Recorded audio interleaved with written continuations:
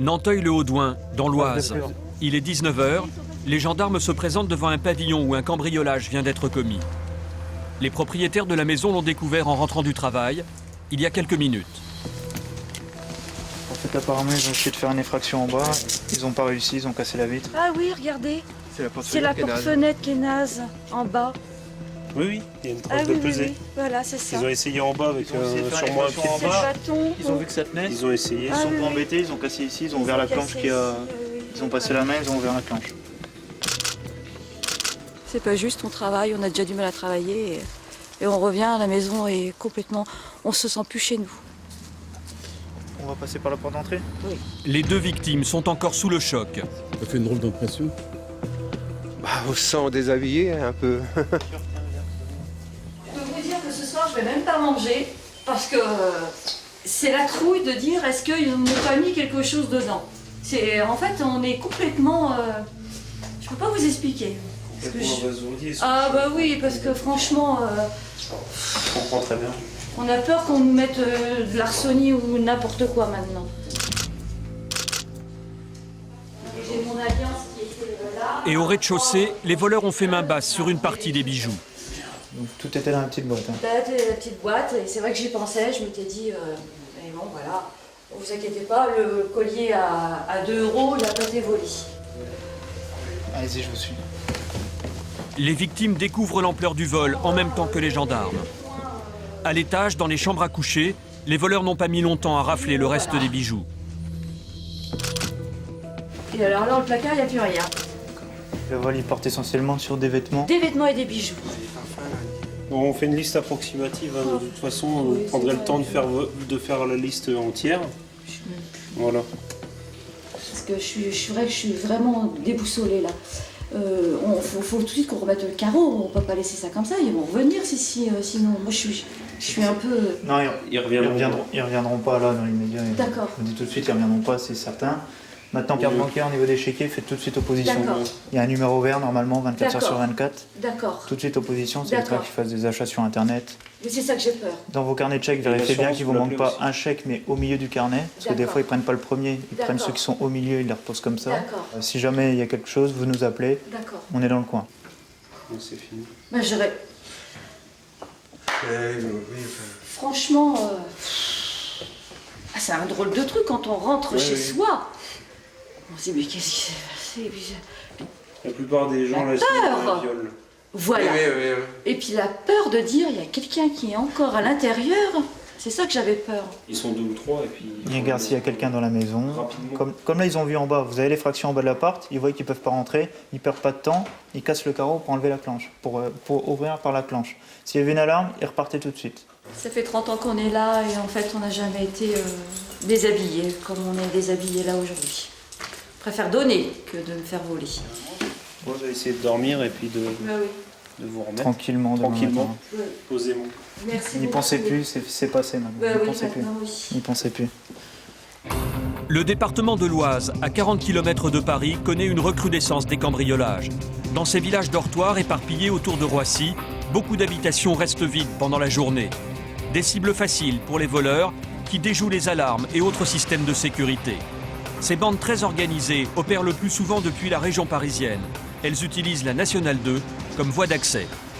Sur l'ensemble du territoire français, le chiffre des cambriolages donne le vertige. En 2008, 48 000 domiciles ont été visités en zone rurale et dans les petites agglomérations. Une moyenne de 130 cambriolages par jour. L'ampleur du phénomène contraint la gendarmerie à multiplier les patrouilles, de jour comme de nuit. La brigade de Nanteuil-le-Haudouin n'échappe pas à la règle. De patrouille pour un départ en service, horaire de 2 militaires, secteur A16. Ce soir-là, c'est l'adjudant Yann Pile qui est de garde. Première intervention dans une propriété dont l'alarme vient de se déclencher.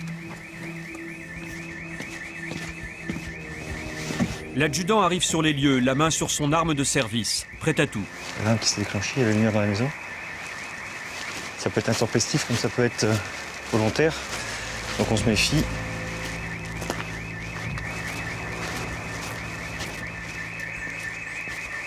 Lorsqu'ils interviennent sur une présomption de cambriolage, les gendarmes procèdent toujours de la même manière. Faire le tour de la maison pour s'assurer que portes et fenêtres n'ont pas été fracturées.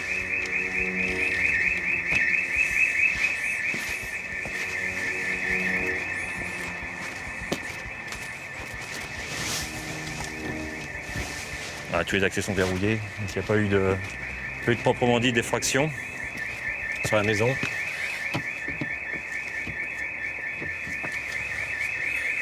Donc maintenant on va contacter les voisins et puis avec les propriétaires pour éviter cette alarme toute la nuit, quoi. À Nanteuil, il y a souvent des cambriolages. Ouais, on en recense, on va dire 2-3 par semaine quand même. 3 cambriolages par semaine pour une commune qui ne compte que 3500 habitants.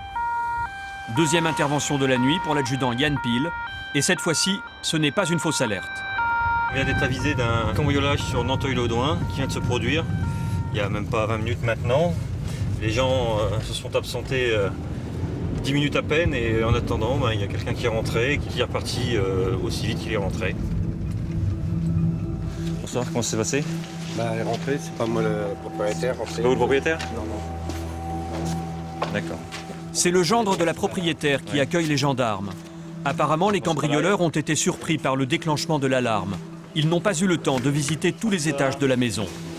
Ils ont pris le LCD qui était là. D'accord. Voilà. Ils ont pris la Wii, ils ont pris l'ordinateur qui était là, l'appareil photo. Puis, j'en sais rien. D'habitude, je reviens, je ferme. Je ferme mes volets là, je ferme les stores, je ferme tout.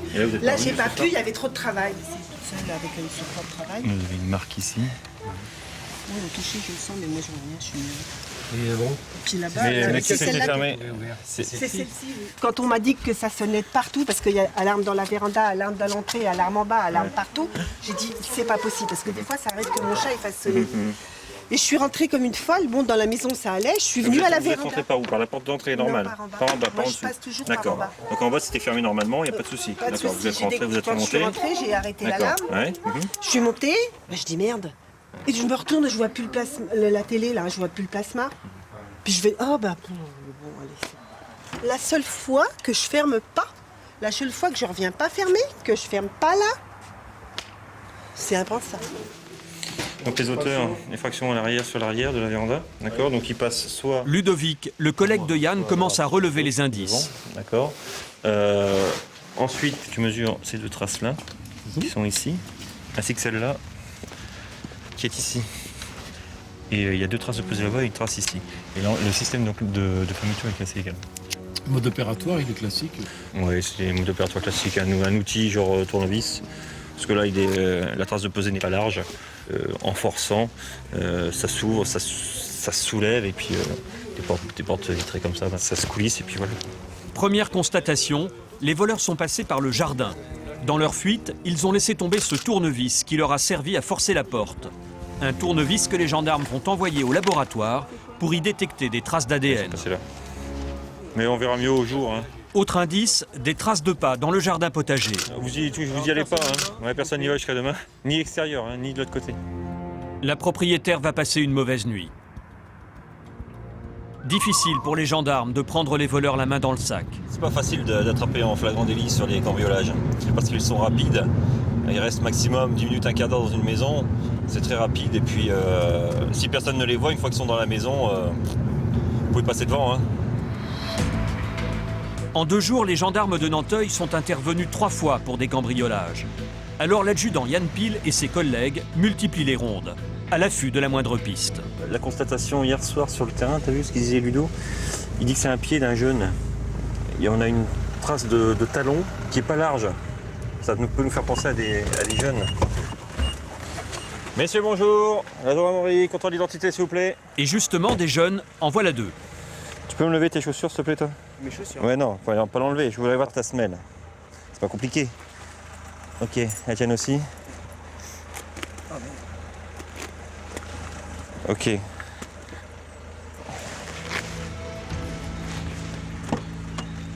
Peut-être une première piste pour les gendarmes. L'adjudant Yann Pile va d'abord s'assurer que les 2 adolescents ne sont pas déjà fichés pour des cambriolages.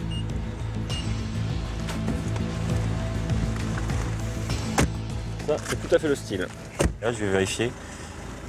On sait jamais. On sait jamais. Ça peut correspondre. Maintenant, on n'accuse pas à tort, évidemment. Donc, on va faire des vérifications. On verra bien. On a enlevé les identités.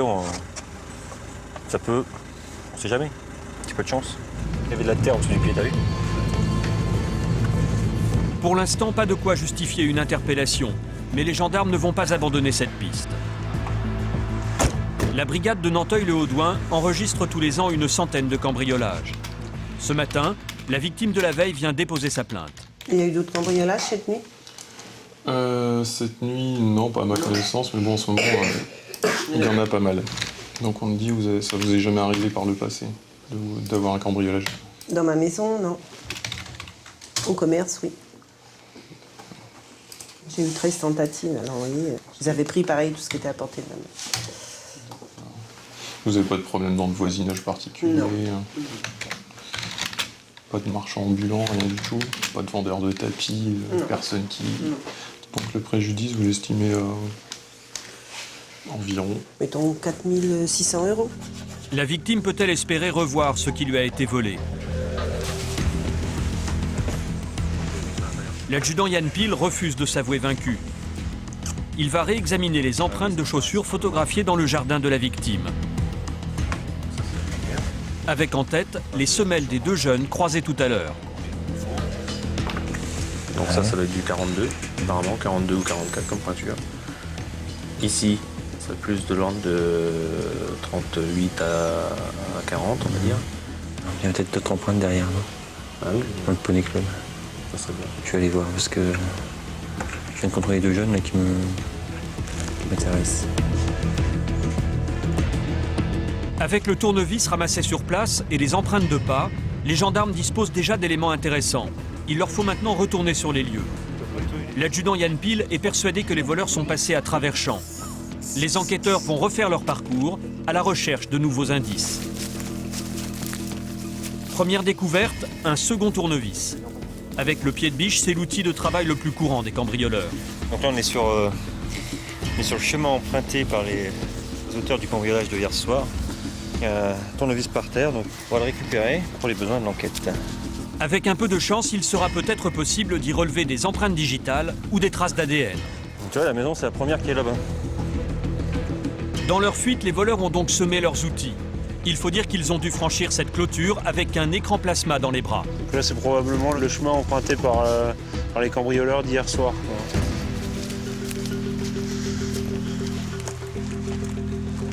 Bon, le grillage, il est là. On va s'approcher, voir un petit peu.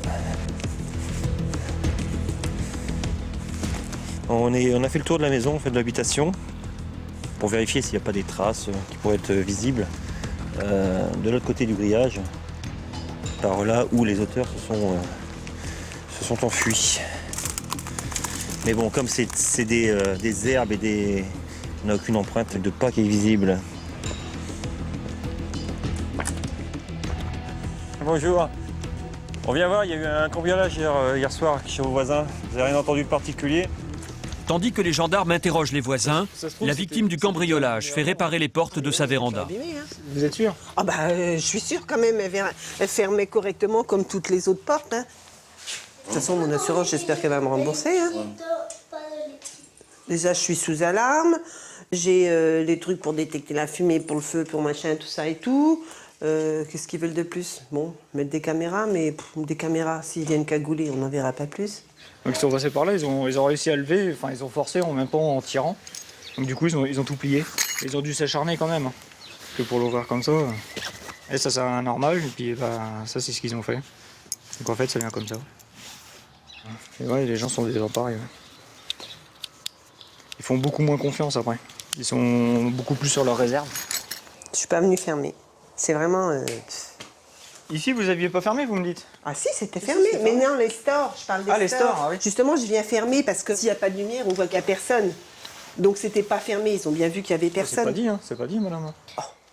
Attendez, on vit pas dans le noir, on n'est pas des taupes. Vous savez, une maison, vous pouvez tout protéger. Hein. Ils arrivent avec une échelle, hop, ils pètent les tuiles, ils rentrent à l'intérieur. Hein. Voilà.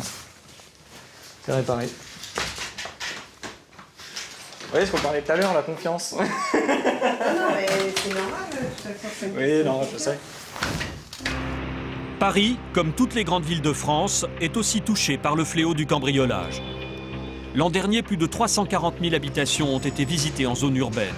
un chiffre en constante augmentation. Joëlle habite un bel appartement du 18e arrondissement. Le 25 juillet 2008, elle a été dévalisée. Le vol a été commis en plein jour.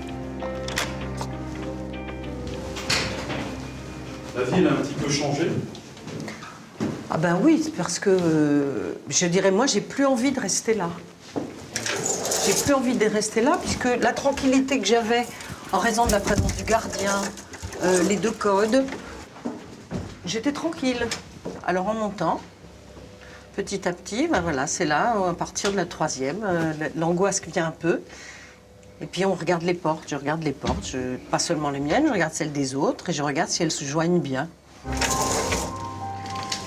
Voilà, et puis alors il y a, je vous dis, l'appréhension, c'est-à-dire qu'on regarde sa porte et là c'est normal, ça va. Mais disons que sentir qu'il n'y a pas, qu'elle n'a pas joué. Selon les premiers éléments de l'enquête, les voleurs étaient en réalité des voleuses, une bande de filles. Leur cible, des bijoux. Ils ont trouvé tout de suite, donc c'était dans ce tiroir-là, et donc le tiroir était retourné sur le lit, avec, je dirais, tous en dessus-dessous. Alors c'est très gênant, parce que même les autres tiroirs, ils étaient entrouverts, avec du linge qui sortait. C'est un peu, c'est insupportable, hein. C'est insupportable, on a l'impression qu'il n'y a pas d'intimité. Non, il n'y a plus rien. D'ailleurs, vous voyez, c'est, voilà, une petite chose comme ça. J'avais par exemple une jolie montre que j'espérais, mon fils va se marier, j'espérais lui offrir pour son mariage, parce qu'il a les mêmes initiales que son grand-père. Ben voilà, je voulais la faire réparer et lui offrir, lui faire la surprise. Ben c'est raté, voilà, c'est raté. Je la retrouverai pas, je retrouverai pas les mêmes initiales. Donc voilà, c'est des petites choses de la vie qui sont perdues, des médailles de baptême des enfants, voilà. Des souvenirs de famille dont seuls les albums de photos conservent la trace. Là, vous voyez, j'ai un collier qui est là. Celui-là, il a disparu. Alors voilà, c'est des bijoux de personnes qui sont décédées. Donc on y tient, quoi. On veut garder ça. Voilà, j'ai ça. J'ai ces boucles d'oreilles aussi qui sont parties. 6 mois après, Joëlle est toujours traumatisée. Elle vit dans la crainte d'un retour de la bande de cambrioleuses. Ça devient un petit tic quand même. Ouais. Alors c'est pas, j'espionne pas mes voisins, mais quand il y a un bruit d'ascenseur avec les grilles, l'arrivée de l'ascenseur, j'aime bien vérifier. Au dernier étage de cet immeuble, l'équipe de cambrioleuses s'est aussi attaquée au petit 2 pièces, où vit Jean-François. Je me présente devant la porte et je dis « Quel con, j'ai pas fermé ma porte. » Voilà. Donc je suis rentré et là j'ai vu. Bon, j'ai compris.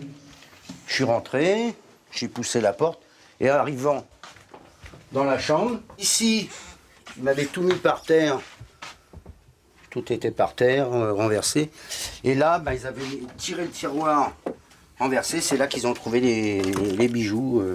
Alors j'avais des chaînes, pas très chères, mais il y avait des souvenirs de famille. Ensuite, là, ils m'ont piqué. J'avais dans le vide, parce que je porte pas de bijoux, j'en mets jamais.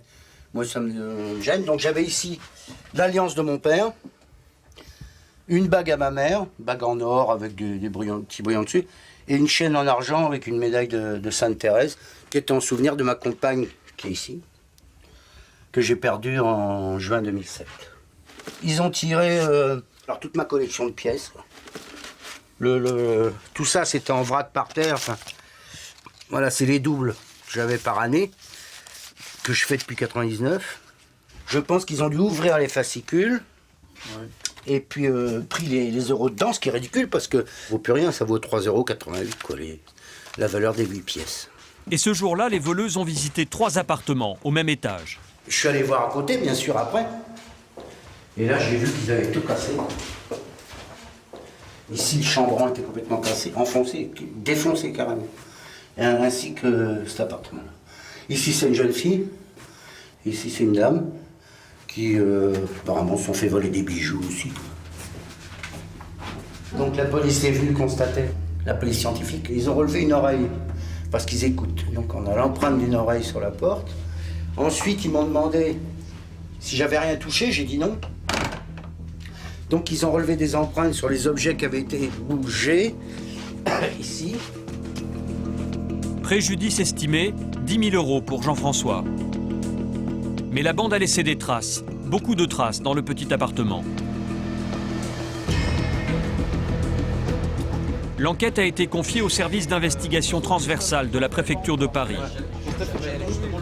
C'est le groupe cambriolage qui a hérité du dossier. Une dizaine de flics ultra spécialisés. Moyenne d'âge, la trentaine. François, Alain, Morgane et les autres, basés porte de la Chapelle. En 6 mois d'enquête, les policiers ont rassemblé suffisamment d'éléments pour attribuer des dizaines de cambriolages à la bande des filles, originaires de l'ex-Yougoslavie. La plus jeune n'aurait pas 14 ans. Entre juin et décembre 2008, ces Yougos, comme ils les ont surnommés, ont écumé tous les quartiers du nord de la capitale, en laissant derrière elles des dizaines d'empreintes. Il y a beaucoup de filles dans cette équipe, et ce qui est assez rare en fin de compte. Et en plus, ils sont assez jeunes, mais ils ont fait un véritable carnage sur tout le nord de Paris. On arrive à 40 victimes au total, pour l'instant. 40 victimes, qui chacune ont été méticuleusement auditionnées par les policiers. Ce matin, François se rend chez une de ses victimes, Stéphanie. Bonjour. On va faire l'état des lieux. Ils sont passés par la fenêtre. Ils sont passés par la fenêtre. Et avant de passer par la fenêtre, ils sont passés par le couloir. D'accord. Voilà. Donc la fenêtre avait été mal fermée dans la journée. Elle était juste comme ça et non pas verrouillée. D'accord. Donc en fait, ils ont eu juste à la pousser. C'est des petits gabarits. Il y en a certains, il y en a une qui a 14 ans. Donc... Les enfants téléguidés. Alors là, il y a 16 cm. Qui aurait pu penser qu'il passerait entre 16 cm? Qu'est-ce qu'ils vous ont volé alors? Un ordinateur, tout simplement. Alors ils ont juste volé ça parce que il y a l'unité centrale dedans, qu'ils ont facilement réussi à passer par les barreaux, mais avec tout notre travail dedans. Et voilà, et pendant 1 mois, on a dû travailler avec un seul ordinateur pour 2. On va voir le cheminement? Le cheminement, voilà. D'accord. Vous voyez, même quand je vais chercher mon courrier, je ferme. Vous êtes un peu traumatisé? Traumatisé peut paraître un bien grand mot, mais oui. Alors, attendez, voilà comment ils sont rentrés. Ah, ils ont des clés spéciales. Voilà, je me demandais justement. Voilà, donc ils ont essayé d'attaquer la porte au pied de biche déjà. Ouais. Puis comme ça n'a pas marché, ils ont dû probablement mettre un coup dans le contrebas de la porte. Et voilà, ça a ouvert. Les voleuses sont passées par là et 3 mois après, l'angoisse n'a pas disparu. Je suis un peu atteinte du syndrome du TOC maintenant, de la porte mal fermée. C'est-à-dire que quand je quitte mon bureau, je vérifie que tout soit bien fermé, que les fenêtres soient bien fermées. Voilà. Parce que même en laissant une fenêtre ouverte avec barreaux, on peut quand même se faire voler. Voilà. Alors, qu'est-ce qu'ils encourent, ces gens-là?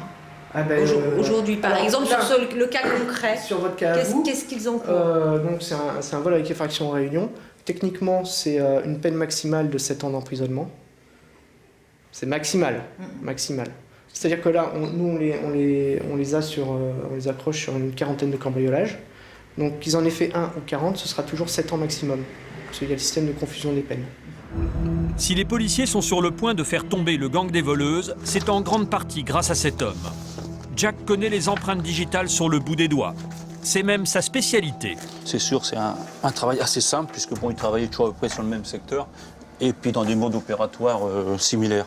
Donc on a réussi à faire une synthèse assez rapidement, et puis on a réussi à identifier ces personnes sur une quarantaine de vols fractions quand même, avec des empreintes à chaque fois. Voilà, ça c'est une trace qui a été relevée sur un lieu de cambriolage, une belle trace, très facile pour nous. Et nous allons passer avec les empreintes d'une des personnes. En 35 ans de police, Jack a vu défiler sous son microscope la signature de tous les voyous. Là nous pouvons voir... Dans son bureau laboratoire, il nous livre ses secrets. Aussitôt que la forme déjà générale lui ressemble. Et après, nous cherchons les points particuliers. Il faut un minimum de 12 points de similarité entre une empreinte relevée sur le terrain et une empreinte enregistrée au fichier pour établir une identification. Un arrêt de ligne. Ensuite, nous comptons les crêtes. 1, 2, on remonte, il y a celle-ci qui se trouve là. Une zone inversée qui se trouve de l'autre côté. Et quand nous avons 12 points, 1, 2, 3, 4, 5, 6, 7, 8, 9, 10, 11, on va en mettre un dernier, ce petit point qui remonte. Et là, nous pourrons dire que c'est la même personne. Donc là, ce sont des jeunes filles qui n'ont pas fait attention. Ils n'ont pas attention, oui, mais enfin, ils font quand même beaucoup de dégâts. Hein. C'est des personnes que, quand ils venaient sur Paris, ils venaient à peu près 2 fois dans la semaine et ils commettaient environ 5 à 6 cambriolages quand même dans l'après-midi. 6 h du matin, 2 jours avant l'opération d'interpellation du gang des voleuses. Ouais, ça va, tu galères? Morgane, 34 ans, brigadier chef et flic depuis plus de 10 ans, a une mission. Vérifier l'adresse des suspects. Donc aujourd'hui, on va faire des surveillances, devant des pavillons dans le 93. Ça nous permet de voir combien de personnes habitent dans les pavillons, de voir le mouvement qu'il y a, voilà, pour pouvoir ensuite prévoir le dispositif d'interpellation avec plus de précision. Ça nous permet de tenir la matinée. Pour sa mission, elle dispose d'une camionnette banalisée, surnommée le sous-marin, et d'un coéquipier photographe.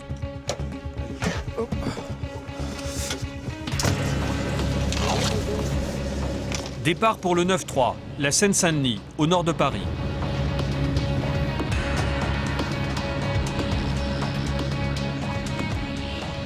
Le technicien photo de la police entend rester anonyme. Nous ne verrons pas son visage. C'est bon, Yann? Ouais, ça marche. Je tire le rideau. 7 h, le sous-marin est en place dans une rue pavillonnaire. La planque peut commencer. Donc le but, c'est de prendre une bonne photo, qu'on puisse identifier l'individu qui nous intéresse.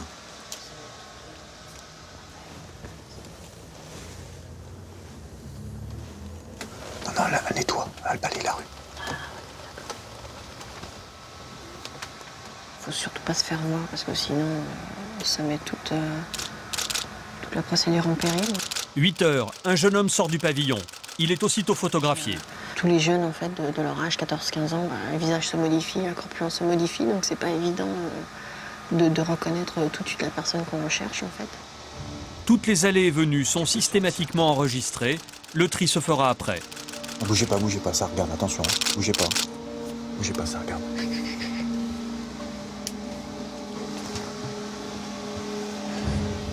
Une organisation familiale en fait. Les parents sont à 100% dans la combine quoi. Maintenant après il faut le prouver. Et eux on voit leurs enfants parce que c'est vrai qu'en tant que mineurs ils risquent beaucoup moins qu'eux en étant majeurs. La matinée s'écoule en attente dans la camionnette. Ça demande du temps en fait, ce genre de surveillance de filature parce que voilà, c'est une question de chance. On n'est pas sûr que notre objectif habite ici, donc c'est pour ça qu'on couvre un petit peu les lieux. Attention, ça sort. Une femme qui correspond au signalement de l'une des voleuses est repérée. T'as vu la tête de celle qui a la capuche ou pas? Ouais. Capuche sur la tête. Il est déjà 11 h du matin. On a vu sortir personne quasiment, donc on va voir. Mais bon, on a plusieurs domiciles en fait, donc comme c'est un peu... Comme ils se connaissent tous et qu'ils habitent un peu tous à proximité, il se peut qu'ils soient dans un des autres domiciles qu'on a mis en surveillance également, donc à voir en fait. L'après-midi, une jeune fille et sa mère seront photographiées devant un autre pavillon. Elle figure sur la liste des suspects. À présent, toute la bande est logée, comme disent les policiers. J-1 dans les bureaux de l'unité cambriolage. Aux commandes, un capitaine de 39 ans, José Brigand. Brigand avec un T. Cet ancien de la brigade des stupes a 40 flics sous ses ordres, dont les 9 spécialistes du groupe cambriolage. Donc demain matin, opération qui touche donc 3 groupes sur une affaire de jeunes yougoslaves qui se livrent à des cambriolages. Leur mode opératoire, c'est très simple. Ils rentrent dans un immeuble soit derrière quelqu'un, soit avec un passe PTT, ou lorsqu'il y a un cabinet médical, ils prennent un faux rendez-vous. Comme ça, ils montent au dernier étage, ils sonnent, si ça ne répond pas, ils cassent. Au pied de biche et tournevis. En quelques 6 mois d'activité, le gang des voleuses a fait main basse sur un butin plutôt conséquent. Des dizaines de bijoux, des briquets et des stylos de prix, des vêtements de marque, des jeux vidéo. Il y a une dizaine de feuilles, c'est écrit tout petit, de ce qu'ils volent. Il y a tout, ça va du lecteur MP3 à de la vaisselle à des DVD, mais avec une très très grosse majorité de bijoux. Donc prenez connaissance dès ce soir, si possible, de la liste exhaustive qu'a fait Bruno sur tout ce qui a été dérobé à l'occasion des 40 cambriolages. Franchement, là, on va leur laisser la tapisserie. On a un butin approximatif à 200 000 €. Police bien fort, brassard bien visible, parce qu'il y a peut-être des armes et que demain, il faut être super vigilant là-dessus. Pour l'affaire, c'est bon, c'est clair pour tout le monde. 5h30 équipés dans les voitures.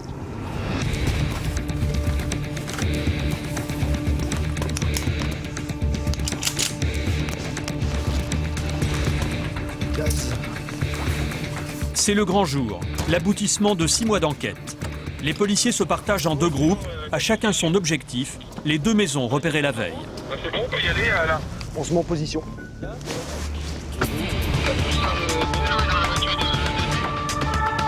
Ah, c'est bien reçu là.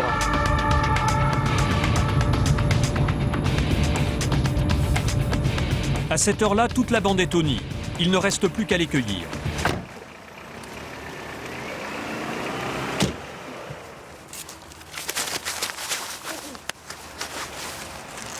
Jette un coup d'œil.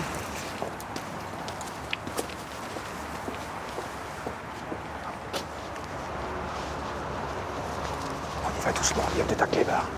Le premier groupe, une dizaine de policiers emmenés par le capitaine Brigand, pénètre par le jardin dans le premier pavillon.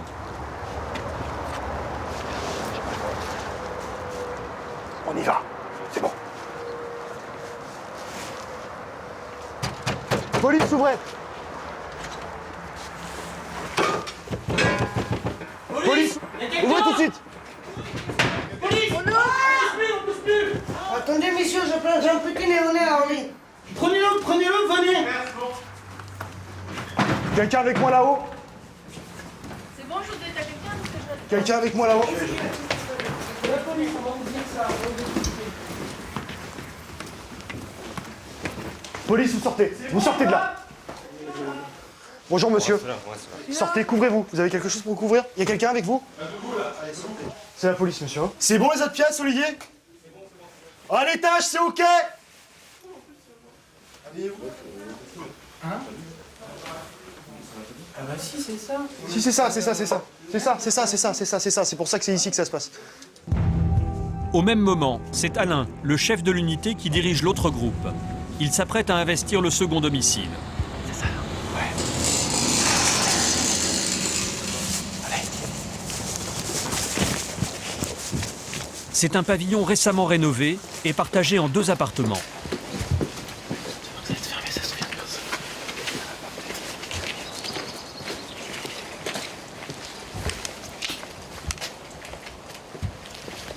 Regardez, ouais.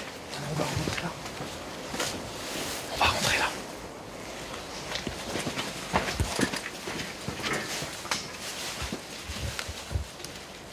On y va. Ouvrez, police! Madame, bonjour. Police. Bonjour. Ici, il n'y a rien à gauche. Occupe-toi de lui. Rentre. Reste à l'instant. Lève les mains! C'est un autre appart? À droite, là. On vérifie. Avance là. C'est bon? A priori, c'est pas les objectifs. Éclaire-moi.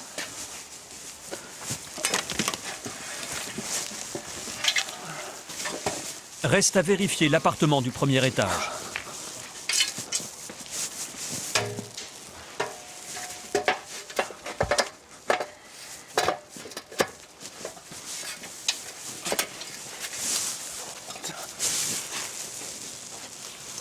Bon, je confirme, là, il n'y a personne. Ce ne sont pas ceux qu'on cherche, hein. Tout ça c'est sûr. Alors, on va vérifier sur les autres points. Apparemment, les policiers ont manqué leur objectif.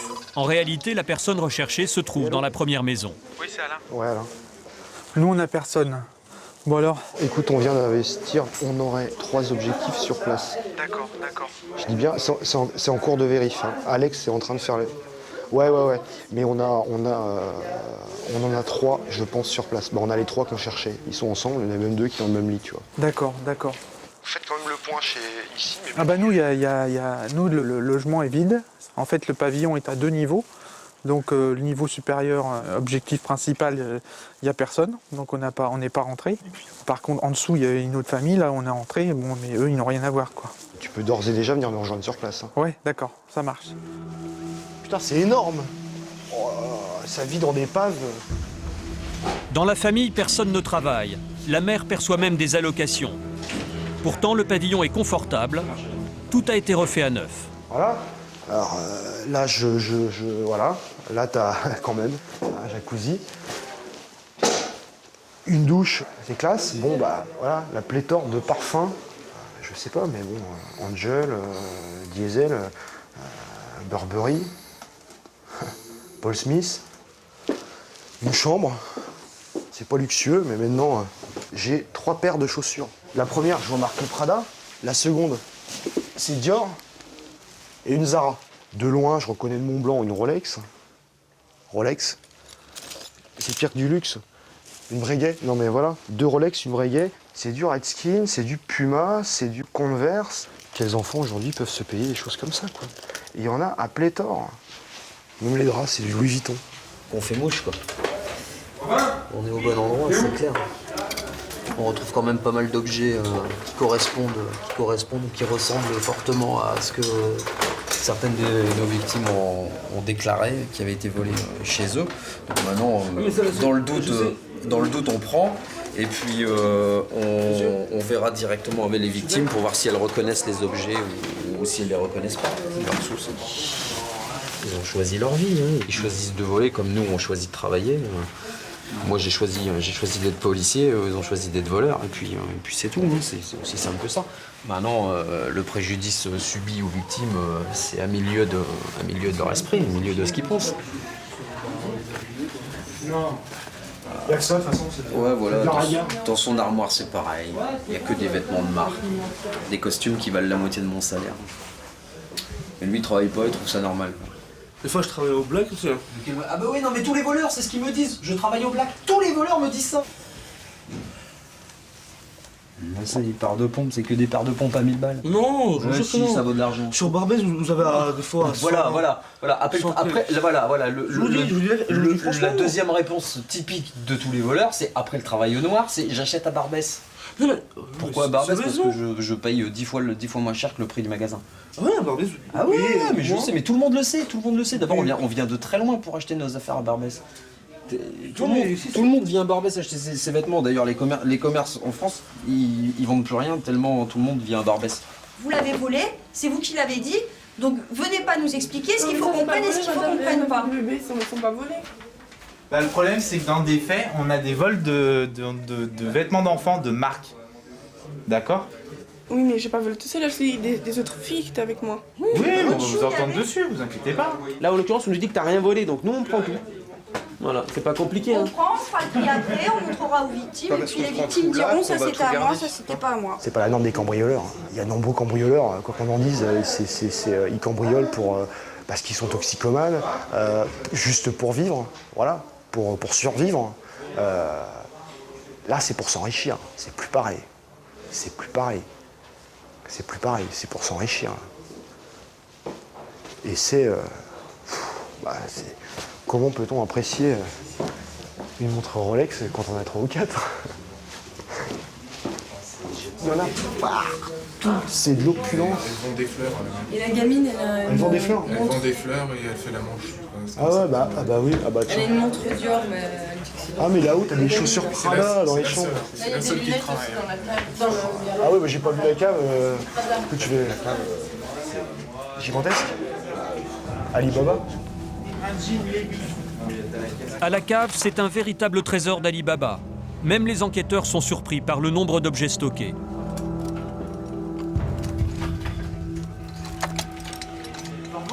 La mère de famille, dont le casier judiciaire est un vrai roman, n'a pas l'air de s'émouvoir. Elle en a vu d'autres. Vous avez acheté ça? Oui. Oui, monsieur. Vous avez la facture? Eh ben, je sais pas. Les policiers sont convaincus que tous ces objets proviennent de cambriolage. Tout comme ces grands vins. Mais seul ce qui figure dans la procédure sera saisi. En attendant, toute la famille est interrogée, même les mineurs. Oui. Assis-toi. Qu'est-ce que c'est un cambriolage? Tu parles français sans problème? On est d'accord? Faut penser à ce genre de choses. Tes parents, ils en ont rien à foutre, ils vous envoient faire des cambriolages. Faut y penser à ça, aux conséquences de toutes vos conneries.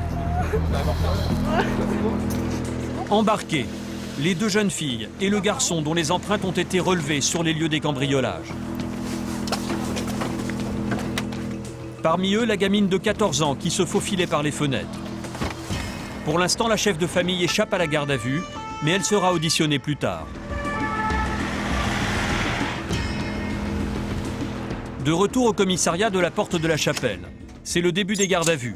Tu viens avec moi? Deux femmes plus âgées, appartenant elles aussi au gang des voleuses, ont été extraites de prison. Interpellées quelques semaines plus tôt en flagrant délit de cambriolage, elles sont soupçonnées d'être les vrais chefs de la bande. François va d'abord interroger celle qui passe pour la patriarche. Mes questions vont être très simples. Est-ce qu'elle pense qu'il est possible qu'elle ait commis une vingtaine de cambriolages?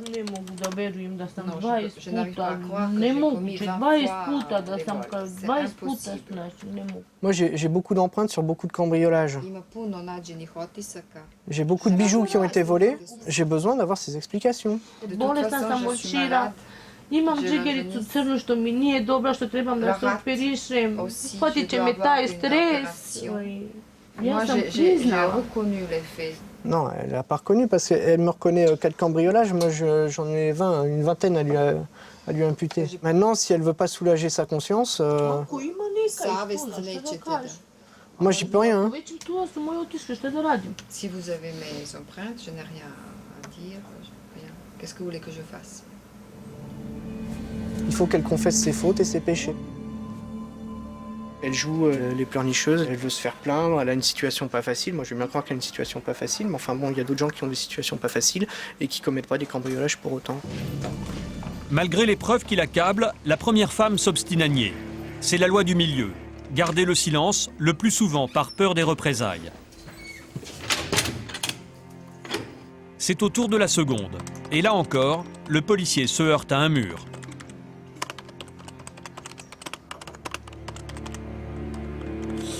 Alors, est-ce qu'elle a commis un ou plusieurs cambriolages? Non. Voilà. Une fois, puis la première fois où elle le fait, elle s'est interpellée. Mes collègues qui sont intervenus l'autre fois, qui l'ont auditionné, ils ne savaient pas un centième de ce que nous, on sait sur elle. Donc c'est le moment pour elle d'alléger sa conscience. Ces empreintes ont été relevées sur la porte, là.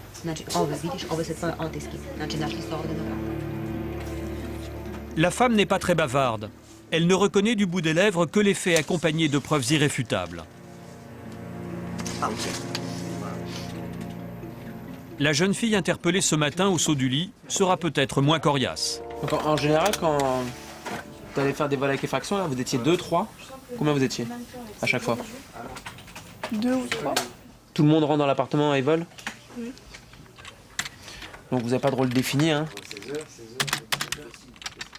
S'il y a plusieurs portes, donc sur le palier, s'il y a 2, 3, 4 portes à l'étage, vous tapez à toutes les portes et vous vous assurez qu'il n'y ait personne dans les appartements? Oui. Bah dis-moi. Dans la pièce voisine, Christophe auditionne l'unique garçon du gang. Il a été volé dans cet appartement sous dossier 18, donc une aigle marine, un saphir, un collier de perles 3 rangs, 3 cartes bancaires de la BNP. Un montant total avec les réparations estimé à 11 400 €. Quand même. Comment ça s'est passé? Qui a fait quoi? Qui a fait le guet ce jour-là? Qui a cassé la porte? Qui a rentré? Qui a fouillé? Qui a pris quoi? Quelle heure il était? Comment vous avez fait pour rentrer dans l'immeuble? Je me rappelle pas. Comment tu m'expliques que tu oublies des choses que tu as fait il n'y a pas longtemps? Moi, si tu me demandes il y a 2 mois comment j'étais habillé, je suis incapable de te le dire parce que m'habiller, je fais ça tous les jours. Tu comprends? Donc en fait, j'oublie. Par contre, un cambriolage, c'est pas banal. Si tu as oublié quelque chose que tu as fait il n'y a pas si longtemps, ce serait pas parce que tu en fais tous les jours et en très grand nombre. Tu te rends pas compte quand même de ce qu'on te reproche là? Tout ce que tu as fait? Et ça, c'est la partie visible de l'iceberg, quoi. Ça doit représenter le 10e de ce que tu as réellement fait. Sa jeune sœur de 14 ans va elle aussi être entendue. Mais nous n'aurons pas le droit de filmer son audition.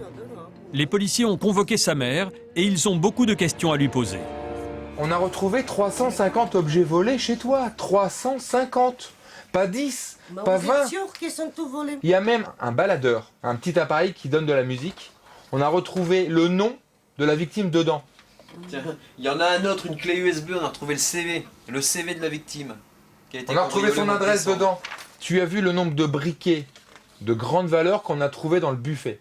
Il y en a combien? Au moins 15. Tu sais très bien d'où ça vient, ça. C'est des briquets qui valent très cher. Dupont, Cartier. Que tu vois, hein, des fois il y a des cadeaux, il y a des choses. Ah mais non, mais non. Oui, mais pourquoi on t'offre des cadeaux, des stylos, alors que tu sais pas écrire? Eh ben, и тако, я мене се свиđa nešto, il mog да ми се свиđa nešto, ako ne znam. Elle a dit, je n'ai pas le droit de m'acheter un truc qui me plaît, même si je ne sais pas écrire. D'accord. Quand je vais quelque part, je mets le stylo comme ça sur moi, et aussi je sors mon briquet. Ou tu te rends même pas compte de l'absurdité que tu dis là. Maintenant, je n'ai un du plastique parce que vous avez trop pris.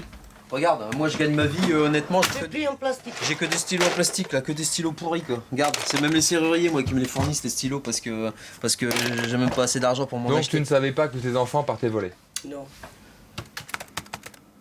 Ils en ont commis plus de 40 ensemble. 40. C'est la liste des victimes. D'accord? Voilà, 40. Tout rond. En 4 mois. C'est pas mal. C'est pas mal. Ça fait 10 par mois. Ou on est sûr que c'est eux. Parce qu'ils ont laissé des indices. Ah, c'est vous dites. Ils risquent une grosse peine de prison. On a leurs empreintes. Regarde. Excuse-moi. Tout ça. Regarde, ce sont leurs empreintes. Dans les enveloppes là. Tu vois, tout ça c'est les empreintes de tes enfants. Tout ça ce sont les empreintes. C'est comme ça qu'on les a connus. Parce qu'ils ont laissé leurs empreintes partout. Partout dans les appartements, il y a leurs empreintes. Partout. T'as plus rien à dire? T'es sûr? Pour les deux femmes plus âgées, c'est le retour à la case prison. Des 3 mineurs, une seule fera 1 mois de préventive et les 2 autres seront relâchés en attendant leur jugement. Quelques jours plus tard, Joëlle, la Parisienne victime du gang des voleuses, voudrait bien y croire. Accompagnée de sa fille, elle hésite devant ses 350 scellés, tous les objets saisis dans la maison du gang des voleuses. Va-t-elle retrouver ce qui lui appartient? Donc voilà, vous me dites oui ou non, si vous reconnaissez. Joëlle garde encore un espoir de récupérer certains des bijoux qui étaient dans sa famille depuis plusieurs générations.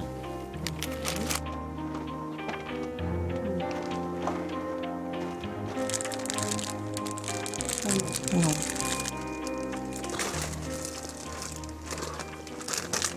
C'est des choses que je ne reverrai pas, que je rachèterai pas, que voilà, qui sont perdues. Alors j'avais fait un petit deuil, je dois en refaire un deuxième maintenant. Ça, c'est pas à moi. Ça, c'est pas à moi. Ça, c'est pas à moi. Ça, c'est pas à moi. Voilà, c'est celui-là, je pense qu'il avait trouvé, mais... Ouais, C'est le défilé des victimes, pendant plusieurs jours. Sur la table, soigneusement répertoriés, des montres et des bijoux retrouvés dans la maison des voleuses. Une grande partie d'entre eux ont déjà été revendus ou fondus. Non, bah il n'y a rien. Hein. Oui. C'est à vous? Oui. Oui, c'est ça.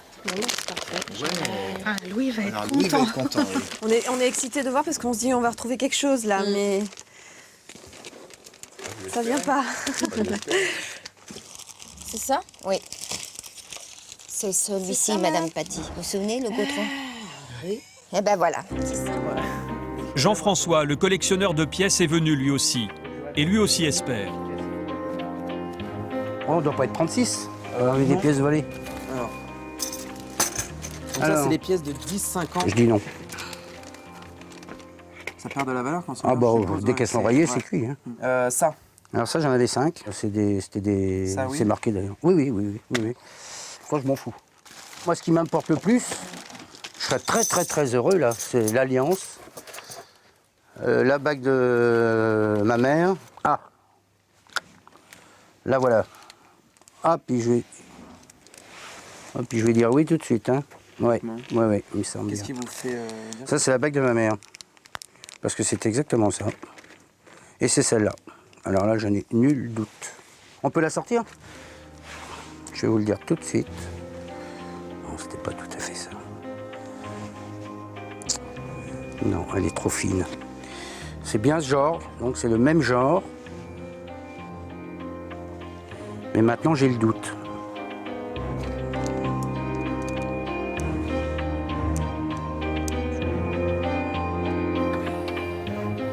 Pour Jean-François, c'est une déception. Bon, c'est triste. Hein, comme je vous ai dit, bon, je pardonne parce que je suis chrétien, que j'ai la foi, j'oublie pas. Je préfère que ça se passe comme ça que leur avoir fait face, parce qu'ils auraient passé un sale quart d'heure. Et puis vous donnez un mauvais coup, vous en tuez un, c'est vous qui passez aux assises, quoi. La victime devient coupable. Nanteuil, dans l'Oise, en zone gendarmerie. Aujourd'hui, c'est un grand déploiement d'uniformes auquel nous sommes conviés. Bon, je vous explique un petit peu donc la manœuvre de ce matin. On est confronté sur le canton de Nanteuil à une recrudescence des cambriolages dans 2 communes. À cet effet, on va mettre 2 équipes mobiles discrètes dans ces 2 communes-là. Elles seront soutenues par des éléments qui serviront à renforcer en cas d'interpellation. Devant la recrudescence des cambriolages, les gendarmes ont décidé de mettre le paquet. Plus de 40 hommes sont mobilisés, 2 motards et une puissante voiture pour prévenir toute tentative de fuite. Une opération d'envergure étendue à l'ensemble de la Picardie. Coq 60 de Charlie Bravo, Nanteuil-le-Haudouin. Derrière, il est en mauvais état avec une plaque en 91. Avec un peu de chance, les gendarmes espèrent tomber sur une bande de cambrioleurs. Ces bandes opèrent pendant les heures de bureau. Elles circulent le long des grands axes routiers et ciblent chaque jour un village différent. Bonjour monsieur, gendarmerie nationale, vous coupez le contact s'il vous plaît, contrôle des papiers. Merci, l'assurance s'il vous plaît. Là, aujourd'hui, on est là en prévention des cambriolages. Donc en prévenant les autres, en faisant un appel de phare. Ouais, mais vous prévenez aussi toutes les personnes qui vont venir chez vous, vous fracturer votre porte et visiter votre maison. Aujourd'hui, la consigne est d'installer des barrages filtrants. Il est rare de pouvoir attraper les voleurs sur le fait. Alors les gendarmes prennent leur temps. Lentement, mais sûrement, ils occupent le terrain. Une méthode qui se révèle souvent payante à la longue. À Nanteuil, ce jour-là, l'opération n'a rien donné. Vous avez une pièce d'identité, s'il vous plaît? Mais le plan anti-cambriolage est maintenu pour la nuit. Bien, gendarme. Le général Cavalier, le patron de la région, est venu encourager ses troupes. Là. Allez, bonsoir. Bonsoir. Des postes de contrôle comme celui-ci, il y en a plus d'une vingtaine qui sont mis en place cette nuit sur toute la région et qui sont déplacés durant la nuit de façon à ce que l'adversaire soit insécurisé. C'est une façon de renverser le rapport d'insécurité. Allez, formation de la colonne, les gars. Illustration le lendemain matin sur la commune voisine de Crépy. Les gendarmes ont mis des mois à réunir les preuves de la culpabilité d'un homme soupçonné de cambriolage. L'homme est réputé dangereux, le dispositif d'interpellation est impressionnant. Mais cueilli au saut du lit, le voleur présumé ne fait pas le poids. Il est interpellé, sur la maison, sur la maison. Attends, c'est quoi tout ça là? C'est sécurisé au rez-de-chaussée. Lâche-moi, je suis crois, je suis malade moi. Je suis malade, tu veux me taper, vas-y, tape-moi. Les délinquants ne commettent pas vraiment de gros faits, mais c'est tellement récurrent que ça pourrit tous les jours la vie de chaque Français, quoi. Donc c'est vrai que les gens ont quand même relativement marre de se faire chaparder les affaires dans les véhicules, de se faire à la limite détrousser, quoi.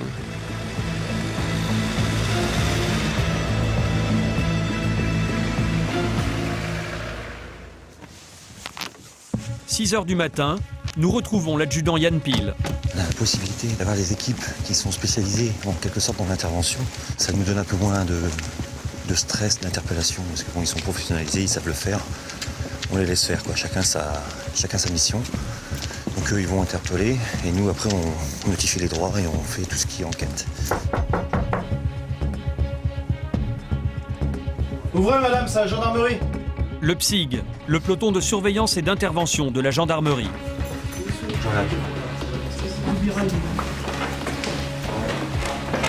L'homme qu'ils vont arrêter est un autre cambrioleur bien connu de la justice. Il est accusé d'avoir participé à une tentative de cambriolage dans un entrepôt. Les faits remontent à plus de 5 mois. Repérés par un gardien, les voleurs s'étaient enfuis à l'arrivée des gendarmes. J'ai contre vous des éléments de preuve indéniables, comme quoi vous avez participé à cette attaque d'entrepôt de Cuny-Magueule. D'accord, vous étiez à plusieurs évidemment, vous êtes arrivé avec 2 tracteurs volés et 2 véhicules. Et vous avez pris la fuite quand les gendarmes sont arrivés. Sur les lieux, vous avez perdu un gant. Et dans ce gant, il y a votre ADN. D'accord.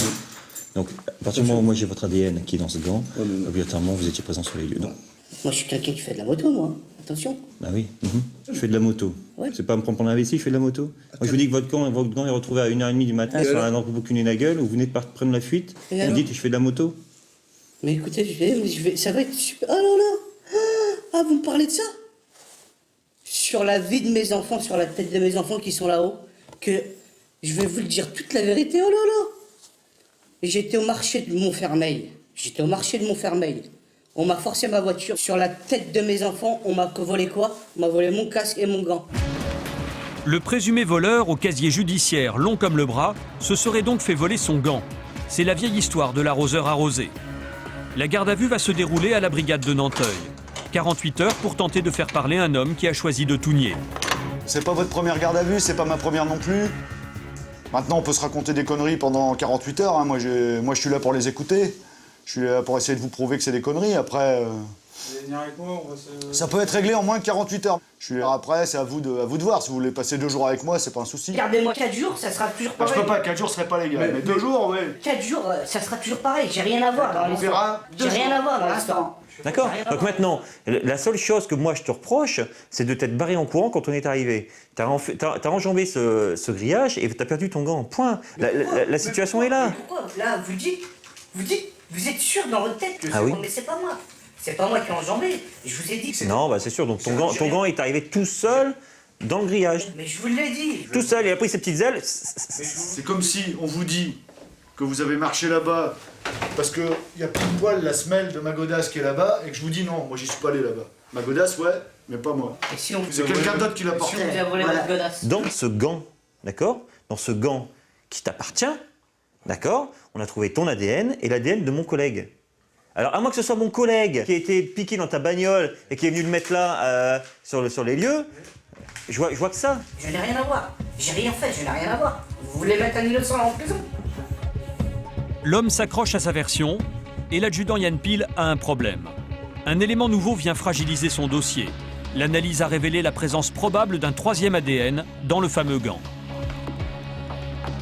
Donc on vient d'appeler le laboratoire qui a fait l'expertise et le laboratoire de Bordeaux nous précise que le caractère associé à d'autres caractères génétiques peut être un 3e ADN masculin.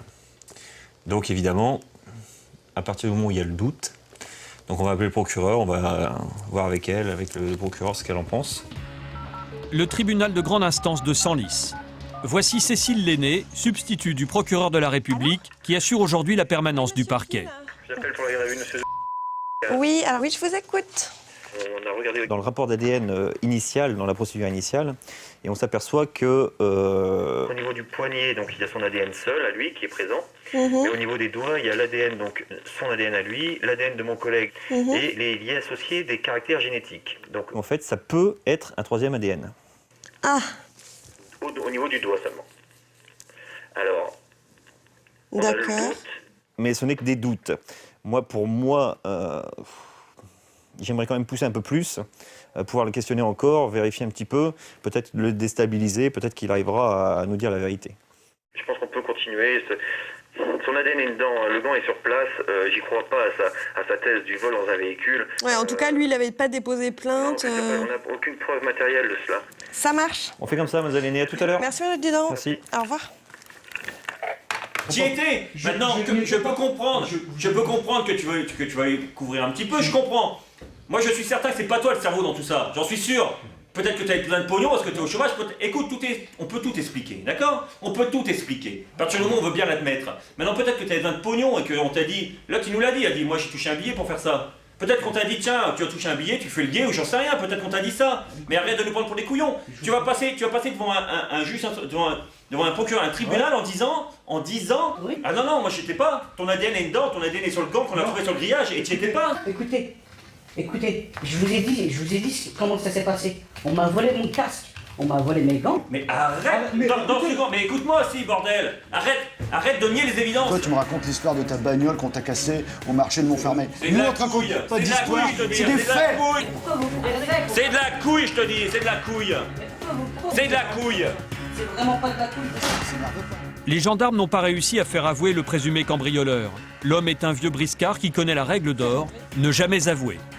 Dernière chance, au tribunal, devant le procureur de la République, c'est là que la partie va se jouer.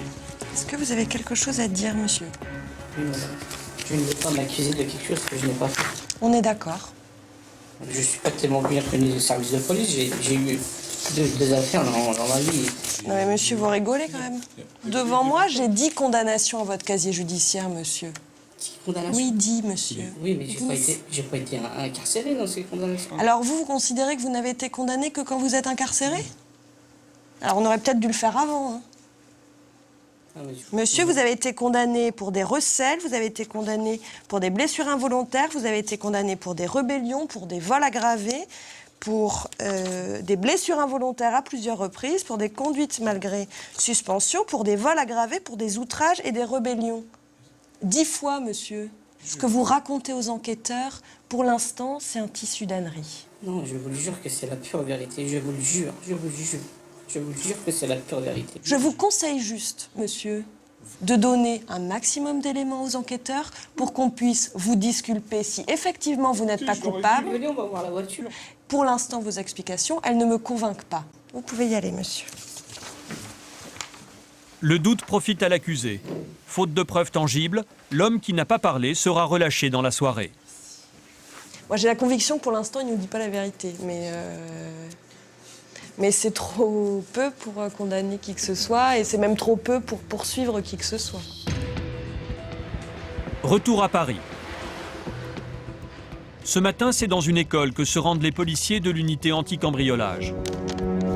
L'école maternelle de la rue de Picpus, dans le 12e arrondissement.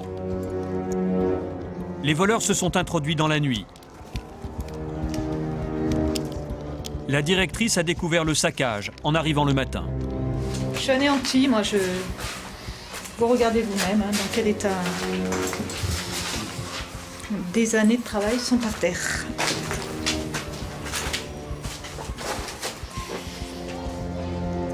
Les casseurs-voleurs sont passés par la cour de récréation.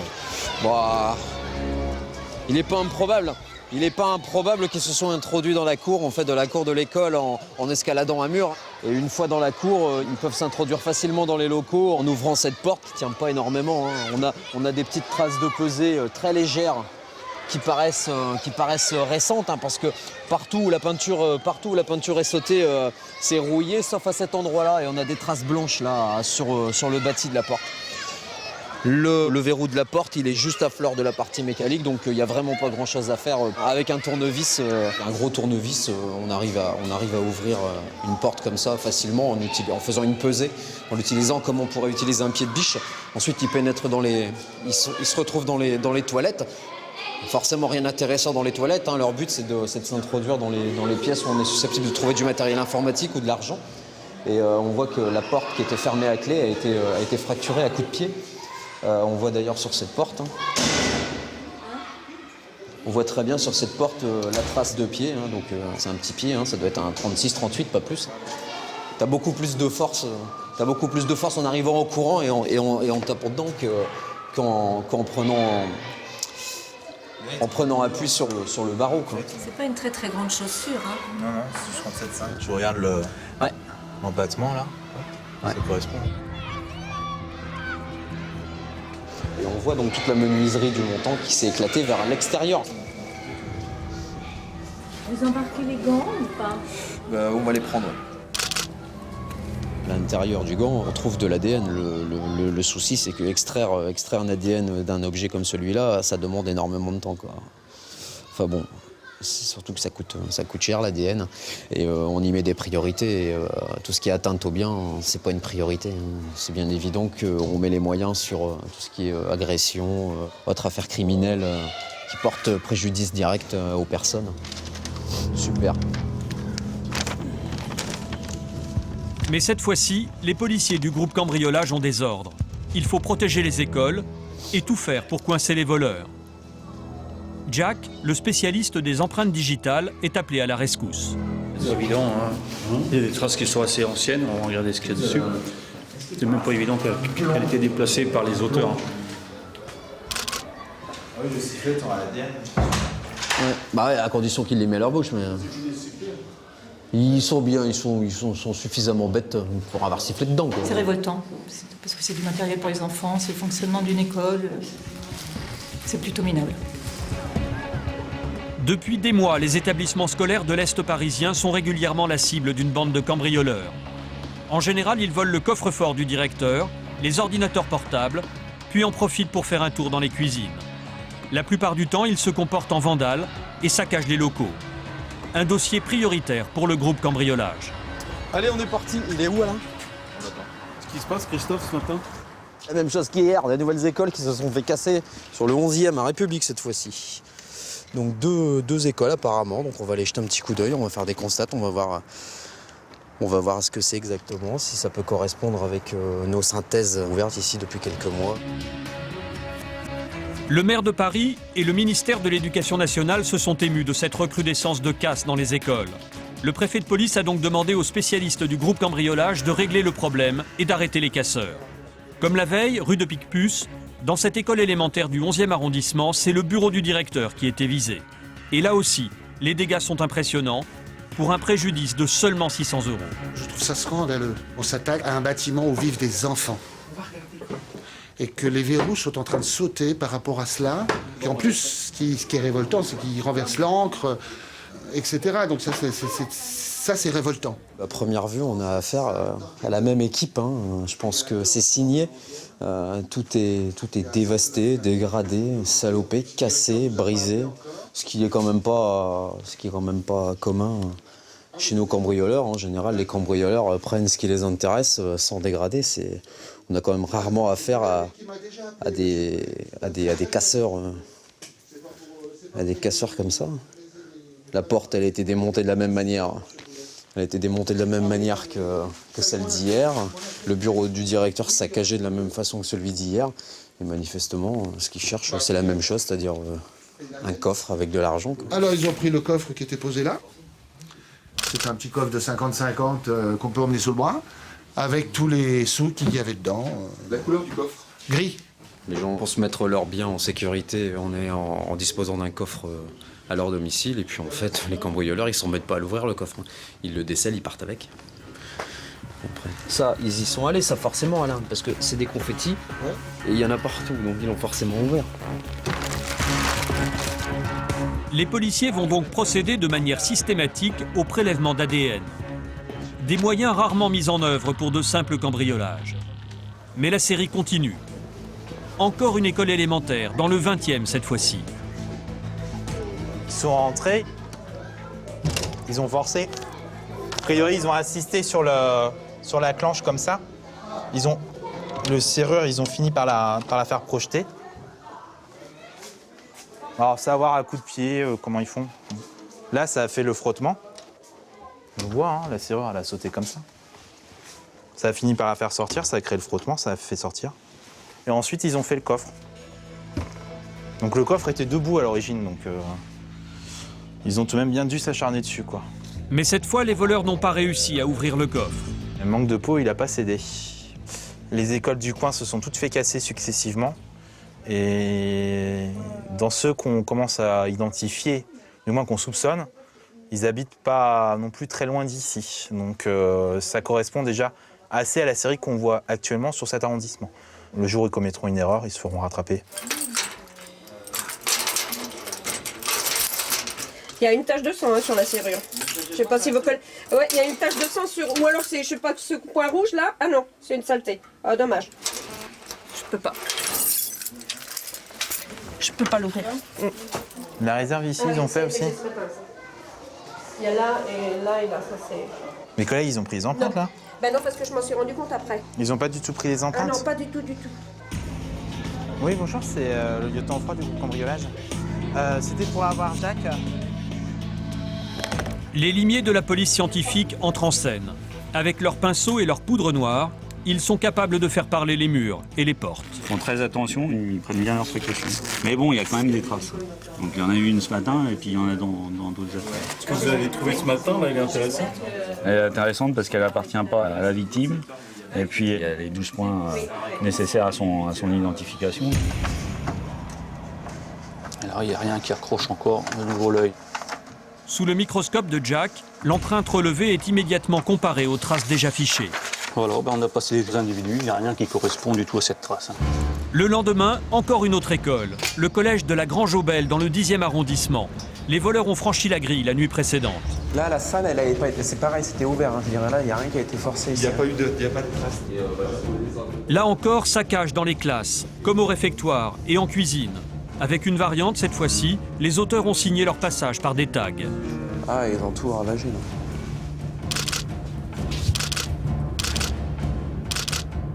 Pour Robin, du groupe cambriolage, le vol n'était pas le seul mobile. À mon avis, le but premier, c'était de vraiment dégrader, foutre le bordel dans le collège. Après, ils ont réussi ils ont pris des choses facilement transportables et des choses qu'ils trouvaient comme ça au tout point. Donc là, un vidéoprojecteur et un ordinateur portable. Donc voilà, donc c'est curieux, c'est pas commun. Ça a peut-être rien à voir avec les faits qu'on a actuellement, le phénomène de vol dans les collèges qu'on a là actuellement. Là. C'est peut-être un fait isolé, mais bon, on va voir. Vous n'avez pas d'élèves ou de groupes d'élèves qui, depuis quelques mois, se fait remarquer inhabituellement, Dans le collège ? Ouais. Si, on a tout un petit groupe de 3e qui sont bien excités là quand même, depuis quelques semaines. Ah, il est là. Voilà. Alors, pour aider les policiers, la conseillère principale d'éducation va ouvrir son fichier. Il y a tout ça en ce moment, je suis un petit peu excitée. D'accord, Je vous sors, je tape large. Vous avez bien raison. Ça fait penser à des trucs de gang, mais c'est vrai que jusqu'à maintenant, on n'avait pas l'impression d'être à Chicago. Première prise pour les policiers, un jeune homme arrêté en flagrant délit de cambriolage au lycée Paul Valéry, dans le 12e. Je veux pas que ma mère me fasse comme ça. Le problème, c'est que ta mère, si elle veut pas te voir comme ça, t'es gentil, mais bon, c'est pas notre faute. Hein. Placé en garde à vue, le jeune homme est ramené chez lui pour une perquisition. Ses parents ne se doutent de rien. Une petite bêtise, on va vous expliquer à l'intérieur. Je suis bien.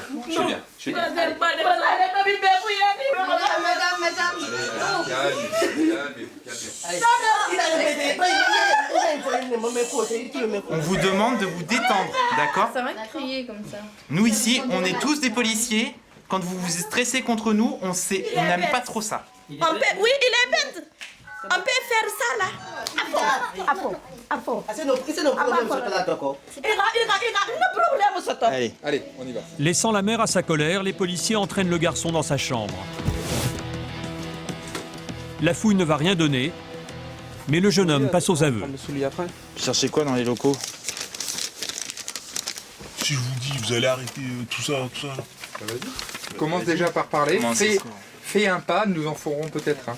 Je suis allé dans le lycée pour aller prendre un tampon qu'on met sur les certificats de scolarité, parce que mon titre de séjour il est fini. Donc c'est pour ça que je suis allé prendre un tampon. Qu'est-ce que tu pipotes, toi? Pour rendre ton histoire un peu plus crédible. Tu te rends compte que tu risques d'être emmerdé pour un tampon? Bah, voler un tampon en rentrant dans une école fermée, Tu es bien d'accord. en escaladant, en prenant un truc pour casser. On considère que tu es un cambrioleur. Tu as été pris sur le fait. On est bien d'accord. Donc pour nous, tu es un cambrioleur. Le jeune homme avait agi seul, rien à voir avec le gang des écoles. 2 mois ont passé et le bilan s'est alourdi. Au total, c'est une quinzaine d'établissements qui ont été cambriolés et vandalisés. Mais l'enquête a progressé. 2 mois consacrés à relever, recouper, analyser, sur le terrain comme au laboratoire. Et les empreintes ont fini par parler, les ADN par révéler des identités. Aujourd'hui, les policiers en sont sûrs. Les auteurs sont 3 adolescents de 16 ans, des jeunes du quartier déjà connus de la justice pour de multiples petits délits.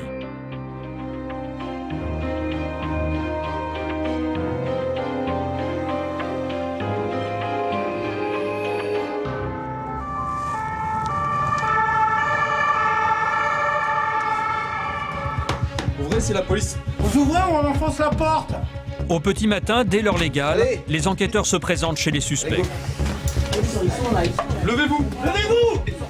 Allez.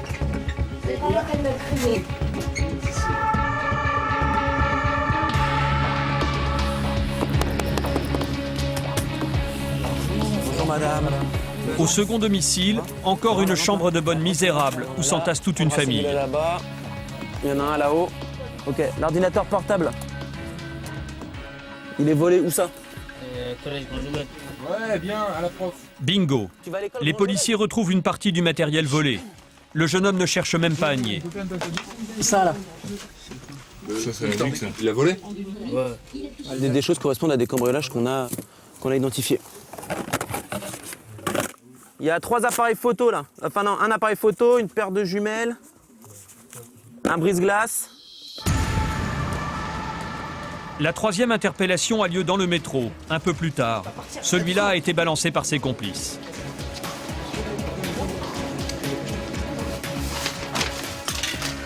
Chez lui encore, des éléments accablants.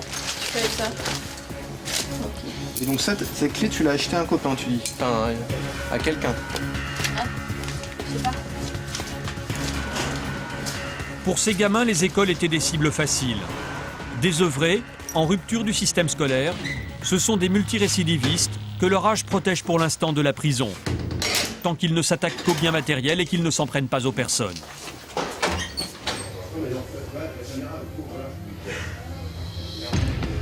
Morgane et ses collègues ont 48 heures, le temps d'une garde à vue, pour leur faire la leçon. Ton ADN, il a été retrouvé sur un emballage en plastique, d'accord, découvert dans le bureau du directeur au 1 rue Pillet.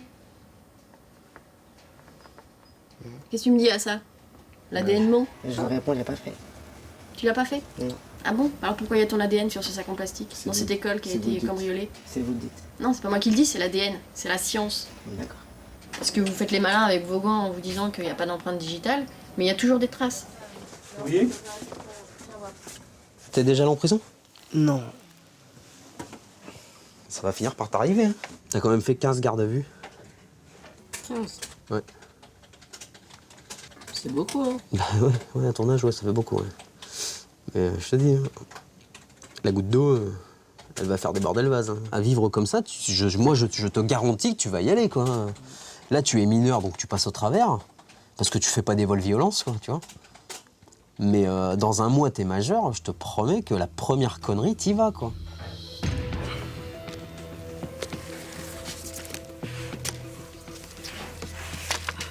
Depuis tout petit, l'école, elle m'aime pas. Elle me dit que je peux rien faire. Sauf traîner dans la rue, tout ça. Il y en a de l'équipe. Ils sont énervés de l'école parce qu'ils sont fait virer.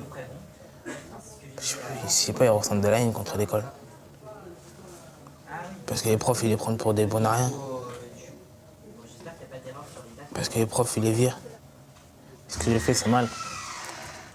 J'ai fait pleurer ma mère. J'ai de l'argent, mais voilà quoi. C'est de l'argent sale. Et là, si je vais en prison, je vais niquer mon avenir. C'est quelque chose pour jamais enlever de ma vie, de mon dossier. Si un jour j'ai des enfants, je ne pourrais pas leur dire que je partais en prison. Parce que j'étais un voyou quand j'étais jeune. Et je regrette ce que j'ai fait. Ça sert à rien. Ça sert à rien. Par l'autre côté. À l'issue de leur garde à vue, les 3 mineurs seront relâchés.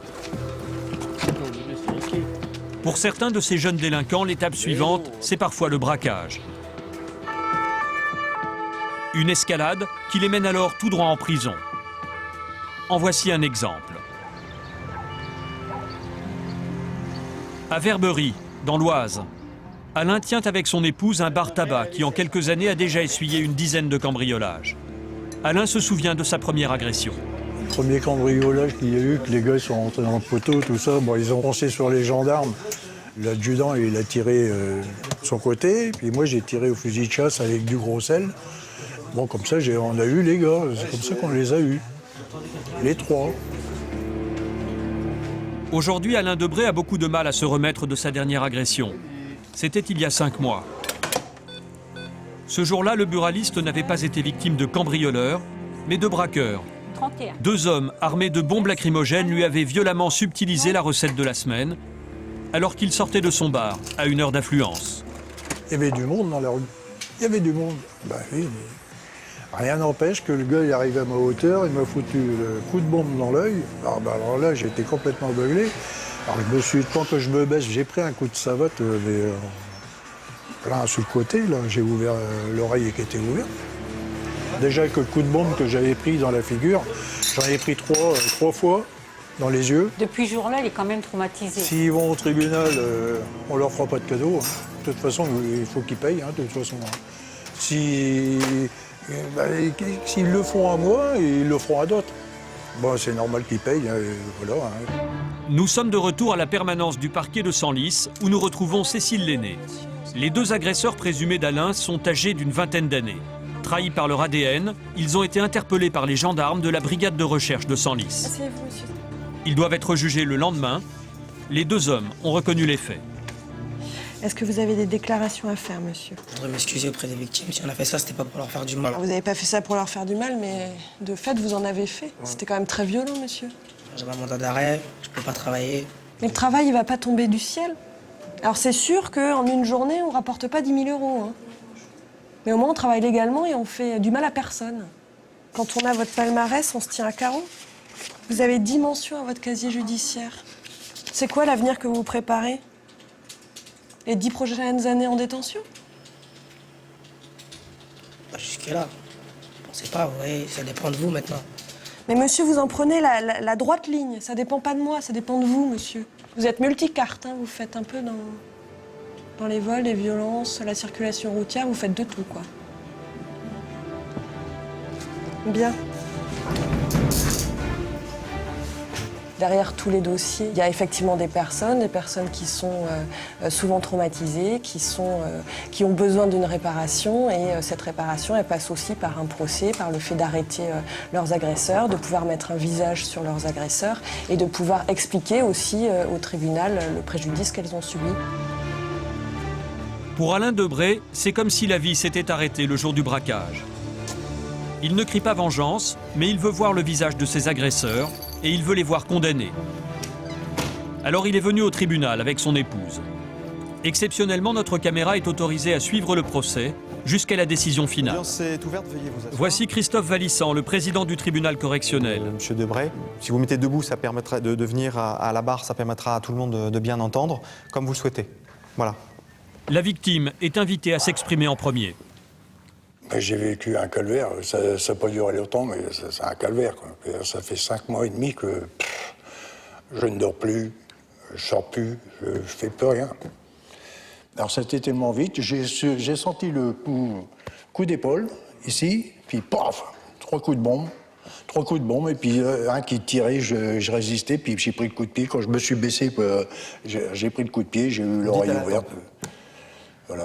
Et je regardais il avait pas de couteau, des trucs comme ça, parce que je dis, moi, je vais pas me défendre pour prendre un coup de couteau. S'il est armé, je préfère rien faire.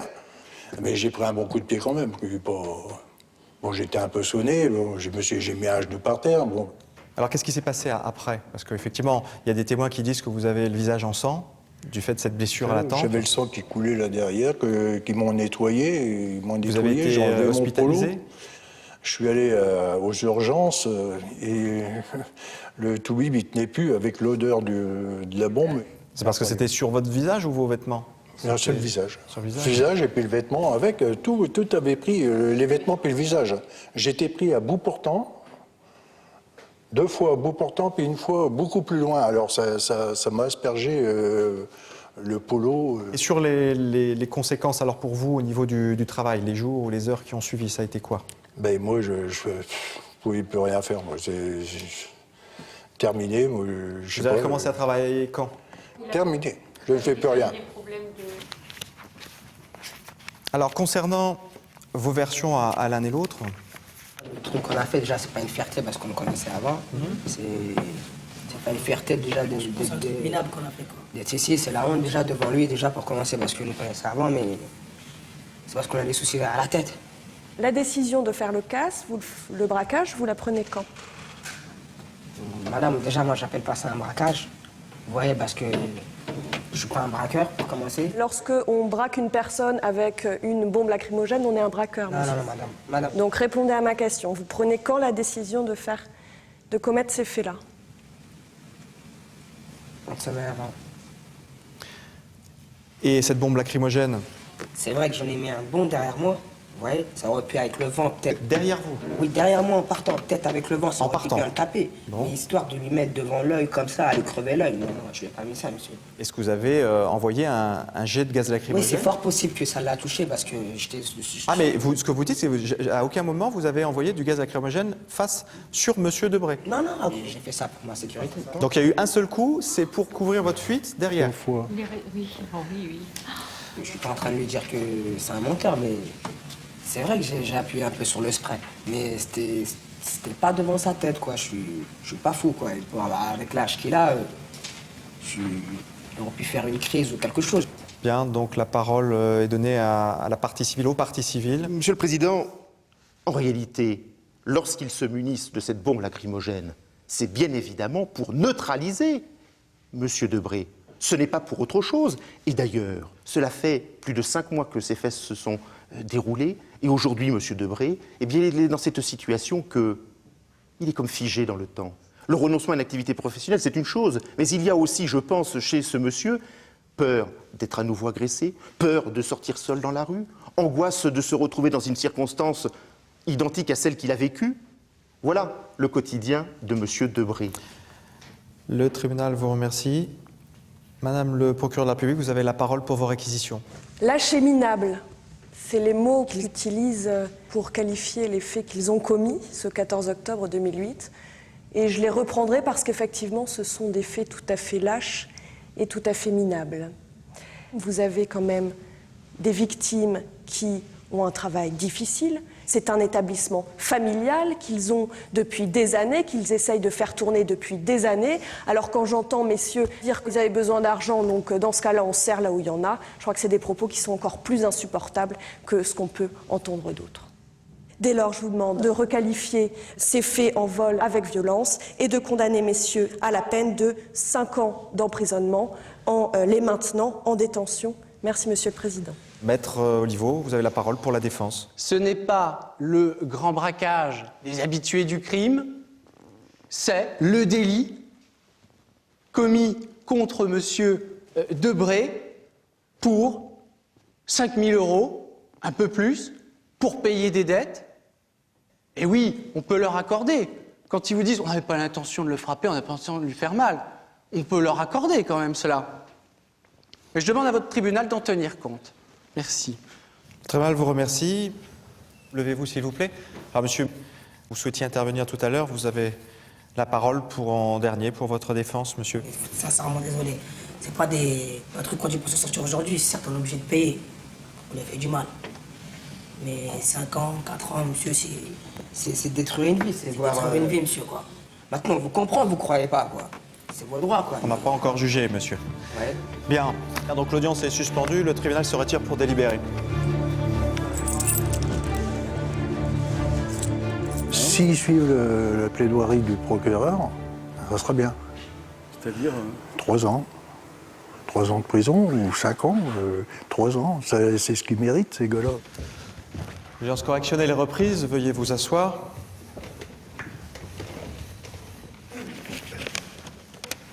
Le tribunal, après en avoir délibéré, vous déclare coupable de l'ensemble des faits qui vous sont reprochés.